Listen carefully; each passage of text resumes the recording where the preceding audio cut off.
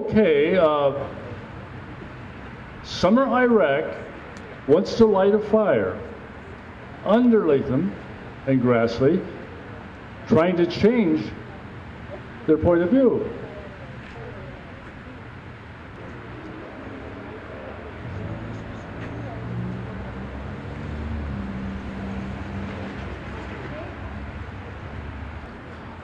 But how about these tremendous big fires that are all over the world that are killing and maiming people? The person who's in charge of this Iowa program is Sue Dinsdale, and couldn't be a better person to head this program. Come on, Sue. Well, good evening. My name is Sue Dinsdale, and I am the mother of an Iraq War veteran. I'm also a patriot.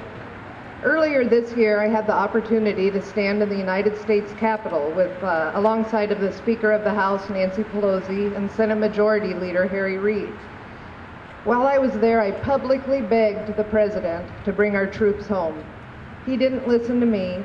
He's not listening to all of us. On a March evening 4 years ago, my husband Ron and I were paralyzed with dread. Our son Jesse was stationed on the Iraq-Kuwait border. If they told you you would cry, so just look at them and sigh, and know they love you.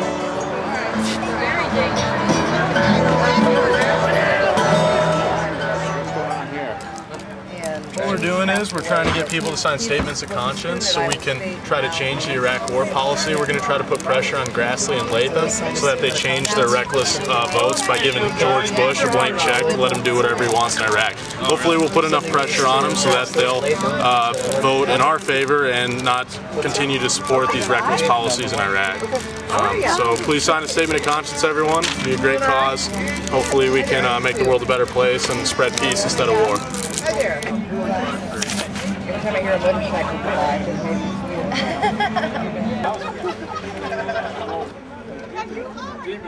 me of one more mother's child enduring what my son endured.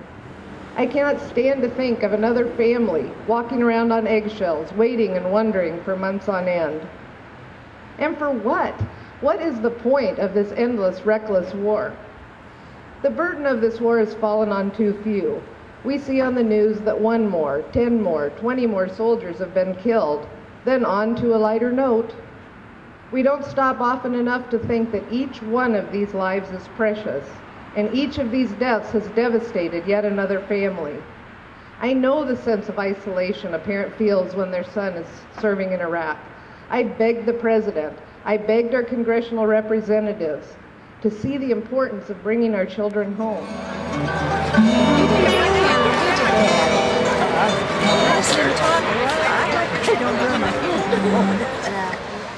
Others like him.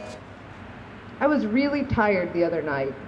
I came home hoping to catch a quick nap and instead saw my son and husband visiting with a young person that I thought looked familiar in our family room. When I walked in the room, this person jumped up and gave me a big hug, saying over and over, "Thank you, thank you, thank you so much." Since I really didn't know why I was being thanked, I was a little confused. Then my son said, "Mom, this is my friend, home from Iraq on a 2-week leave." We had a long talk, and some of the things that were said broke my heart. I told this soldier I didn't want to see them go back, and the reply was that they didn't want to go back.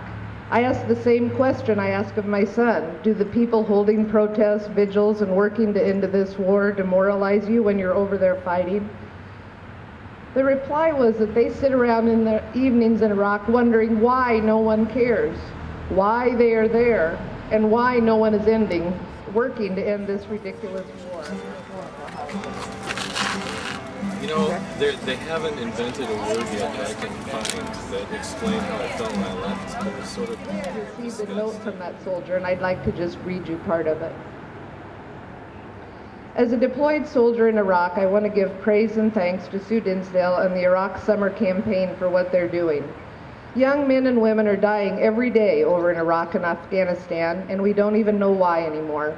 The soldiers aren't sure what they're fighting this war for. I'm fortunate enough now to remain on a fairly secure base, but the things I've seen and experienced on top of the emotional turmoil that deployments enrapture you in will stay with me forever.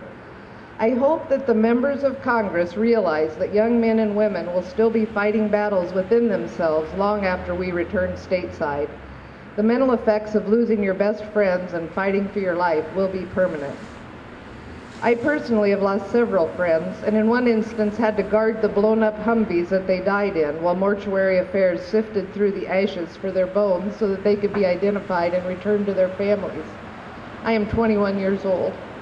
I have friends younger than me out in sector going for days on end without hot showers or hot meals. They take over buildings or homes in villages and sleep on the bare ground.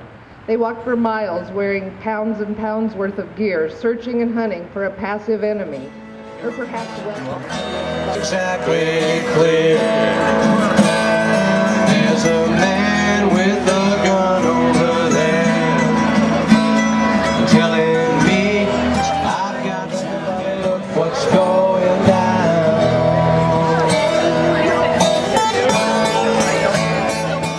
That we were being extended and that standard deployment times would be increased from 12 to 15 months, I saw grown men cry. Families are being ripped apart. Children are growing up without mothers and fathers. We joke around that the quickest way to get divorced is to get deployed. As soldiers, we all understand that this is our duty and our choice, but we don't know quite why we are here. We want to come home, and we need more people. If everybody's wrong, young people speaking their mind, getting so much resistance from behind. I think it's time we stop. Hey, what's that sound? Everybody look what's going down. For my regular job, and will be participating in this national campaign called Iraq Summer. I'm fortunate to have 4 organizers joining me here in Iowa, where we're going to work hard to amplify the voices of millions of Americans and the hundreds of soldiers who want to protect America by getting our soldiers out of this civil war. I hope you will join with me in pressuring our lawmakers, especially Tom Latham and Charles Grassley, to bring a responsible end to this war. In the words of Noam Chomsky, working on it day after day, all the time, that's hard, and that's important, and that's what changes the world. So that's why I'm here. I've begged the President, I've begged Charles Grassley, I've begged Tom Latham to do the right thing and end this war. I'm done begging. Thank you.